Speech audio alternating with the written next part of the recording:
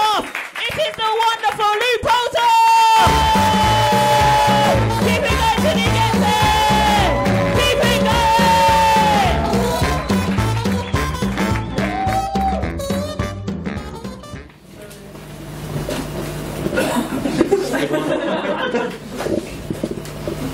There's some more.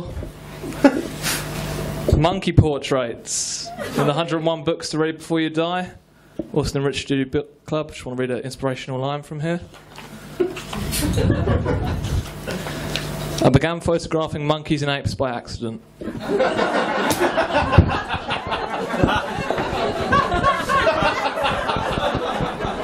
So people say to me, they say, Luke, you shouldn't joke about disabilities.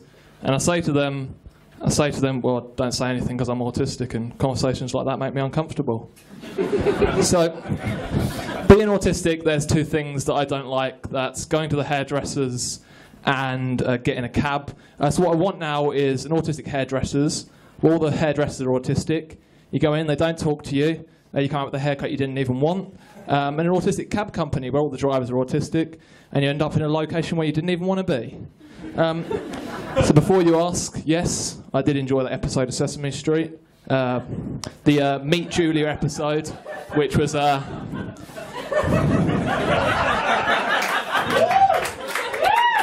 in that episode you're introduced to Julia, and Julia is autistic. She's the first Muppet with autism, but that's not actually true. There was a Muppet with autism before that.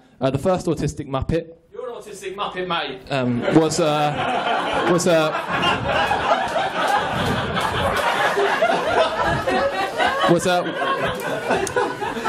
Was a Fozzie Bear, and it was never really confirmed. But there was a 14-year-old online that confirmed it for me, and I got the list here of things that make a Fozzie Bear autistic. Not good at social cues. He doesn't read a room well. Repeats himself long after the need has passed. Verbal tic, waka waka. And he hates to be separated from his hat for no obvious reason. There we go. Fozzie Bear's autistic, and the stand-up comedian that I also look up to. So I want to talk about autistic characters in movies. There's many that get it wrong, and there's only a small amount that get it right. I'm going to speak about the ones that get it wrong. I saw a film, The Darkness, last year, and it was about a family that went to the Grand Canyon. Their autistic son brings back a bunch of rocks. The rocks are possessed. And Kevin Bacon's in this film, and partway through he searches up on the computer, autistic kids in the supernatural world. Turns out, autistic kids connect to the supernatural world. I was thinking to myself, hang on a second, I wasn't able to do this. And for most of the film, the kid had this look on his face.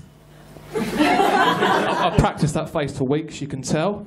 And the film just gave these false ideas that autistic kids are always screaming and shouting a lot and biting. And there's another film that I don't hate and I don't think it's bad, but I don't like it for giving its false idea of autistic people again, is Rain Man, which gave the false idea that autistic people are great at poker.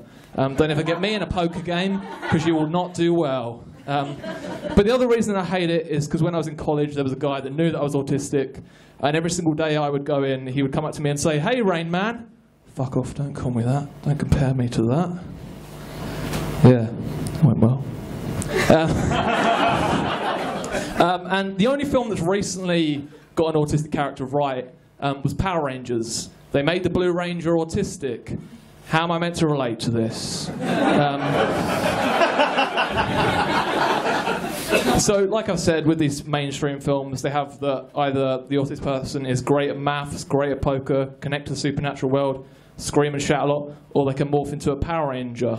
Dr. Stephen Shaw said, if you've met one person with autism, then you've met one person with autism. For me, I have a great knowledge of movies. That's my thing. But I went to university and studied film, but being in a room full of people that want to talk about film and being autistic, I couldn't talk to them about film. So it's Autism Awareness Month. I hope I've made you aware that I'm autistic. I'll stop doing sets on autism when people stop saying to me, you don't look autistic.